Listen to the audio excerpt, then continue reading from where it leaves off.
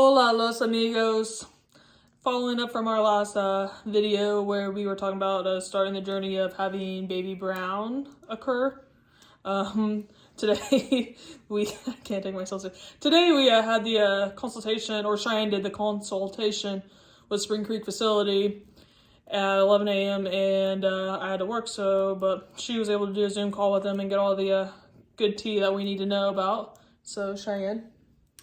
So today we had our consultation.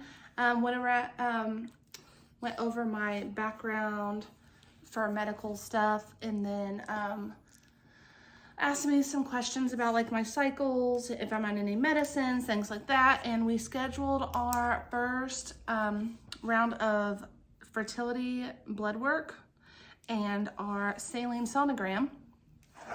That's going to be on September 29th at 7:40 a.m.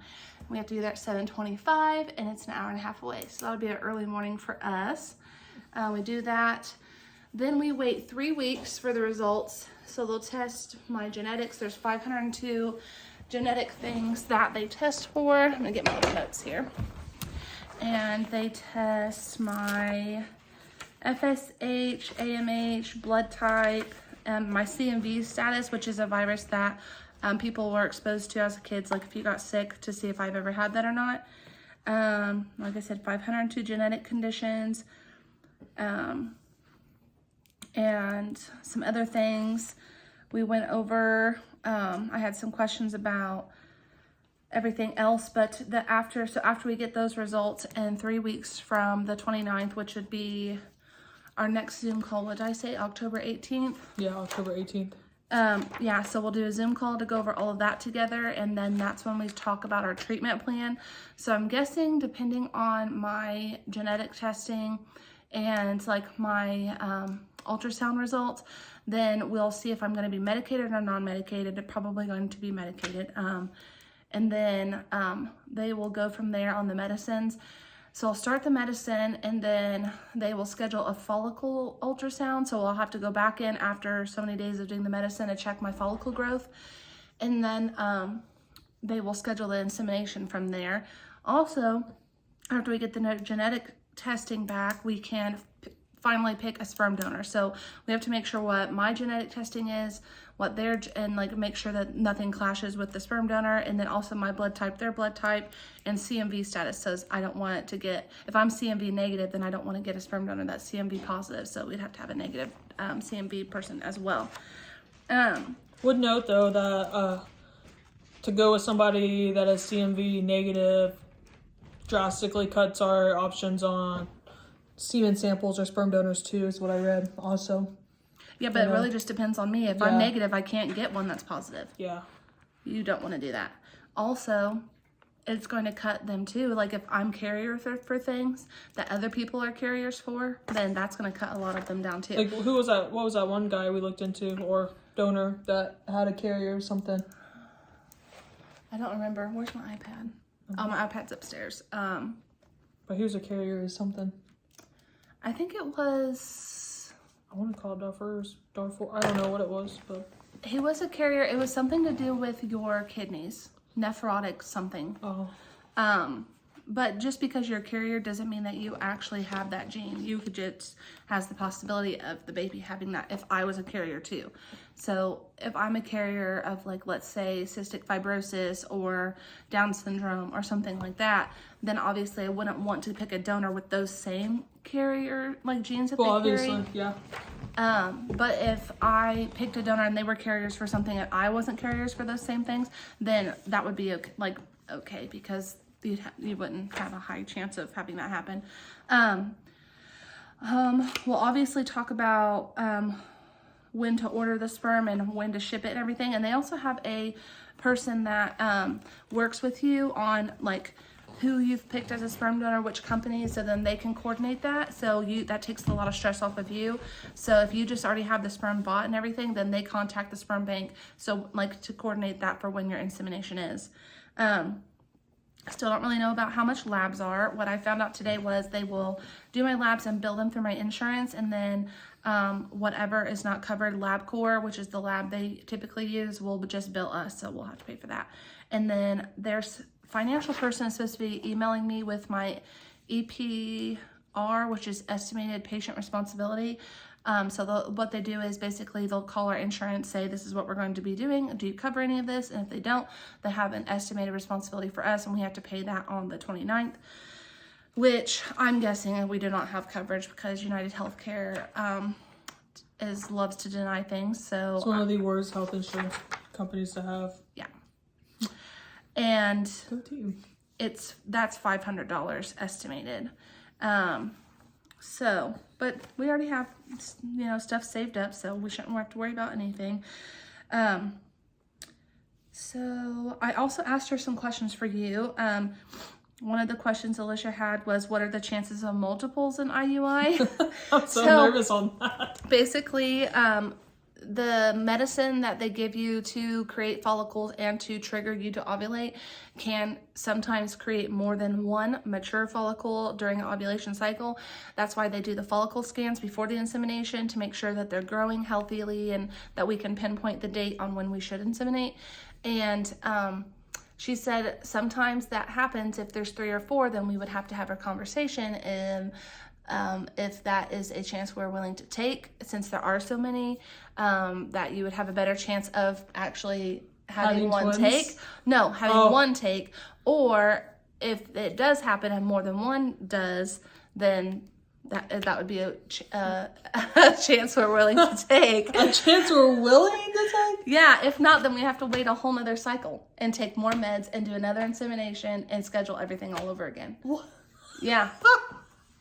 A chance to... I mean, whatever. If God blessed me with twins, I guess I'm having twins. And God bless you with a 10 out of 10 life, so I guess so. Twins it is. And then Bill and Lil, guys. Bill and Lil. One of the other questions she had was how much sperm is needed for each IUI insemination. They said 1 vial, and they recommend not buying more than 2 vials at a time. So I thought we were going to have to buy like 3 or 4 of one donor, because a lot of the things I've researched was if it doesn't take and you really like that donor and you want to keep trying, if you go back to buy sperm and they're sold out, then you're screwed. She told me that they only suggest we buy 2 vials of a sperm donor at a time, because if the first 2 do not work, then on the 3rd try, they want us to switch and try a different donor. And also, their thing is if you do 3 IUIs and it fails, then they'll bring you in to have a consultation to be like, look, to talk about your options, like if this is not working, if we should try our IVF, whatever. Do they offer IVF at Spring Creek? Yes. Yeah. And they do reciprocal IVF too, where they would take your egg, put it in the petri dish with the sperm, make an embryo, and then implant it into me. I asked her if there was any certain medications or supplements I should take to help with eggs or follicle growth, and she did tell me that we need to get on a FSH Pro for women prenatal, which also has CoQ10 in it, and methylfolate, which is the active ingredient. And I don't know how to, I think I spelled this wrong, but it's mannitol. It helps with insulin resistance, which I am. So that helps.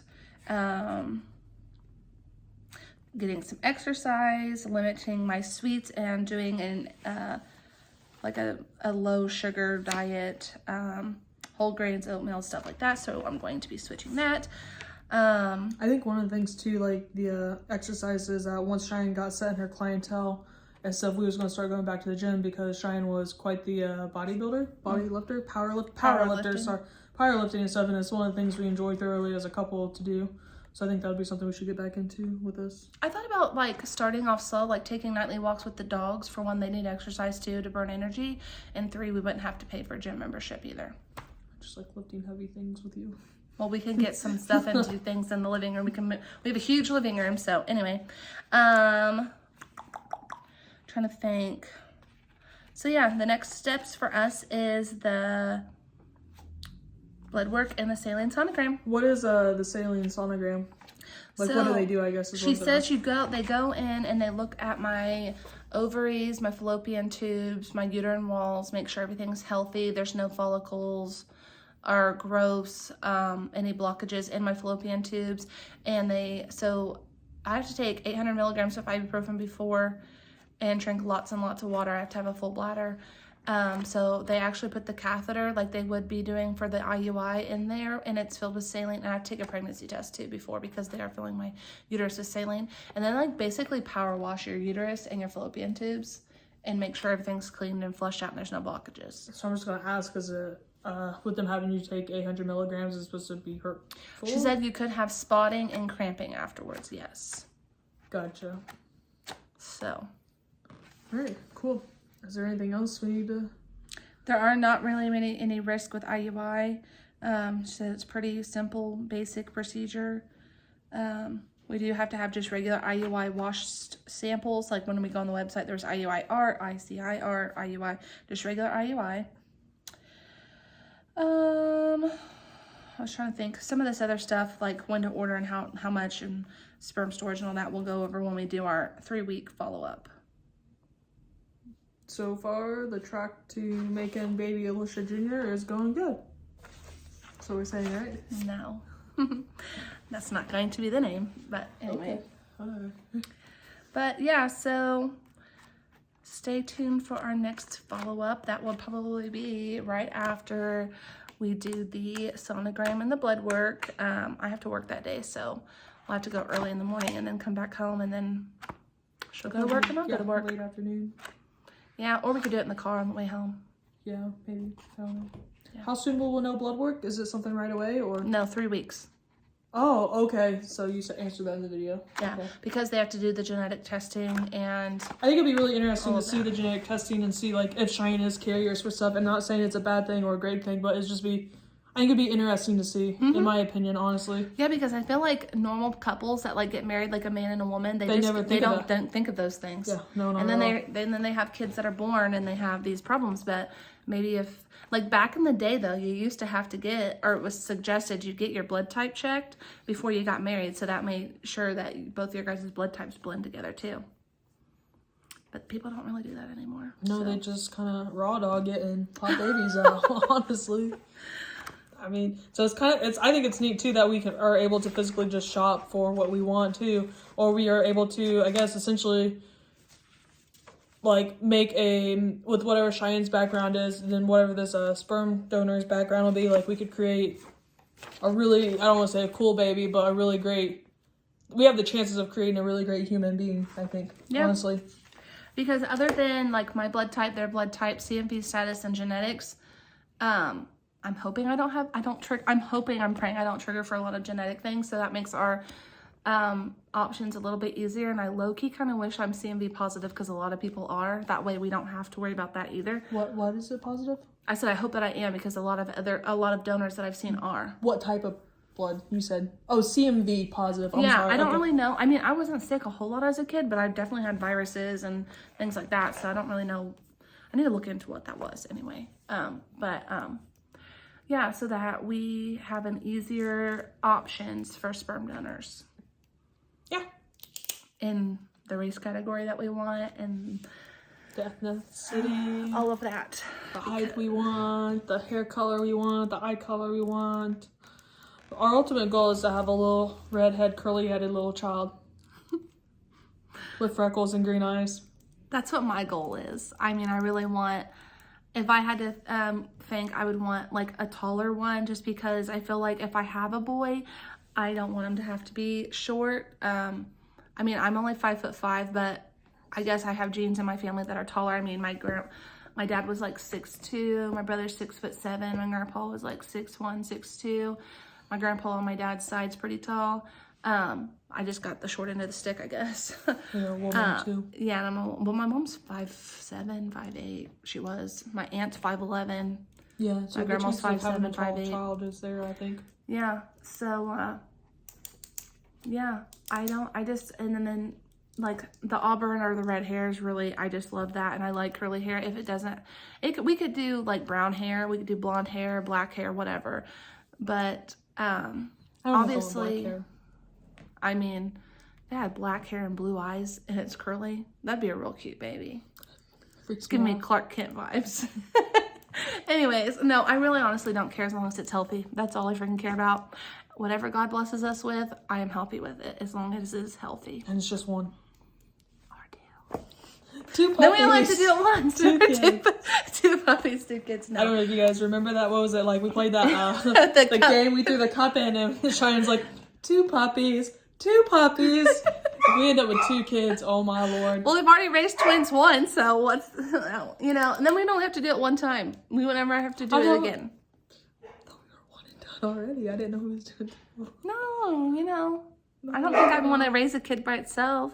I do. I've seen your nephew. 1 and done. Like, we're good. Every person want is 2 their kids. own child, just because of, you know, one or whatever. I don't know. I think this concludes our... I've never seen myself having just one, but we'll see. I've never seen myself having any.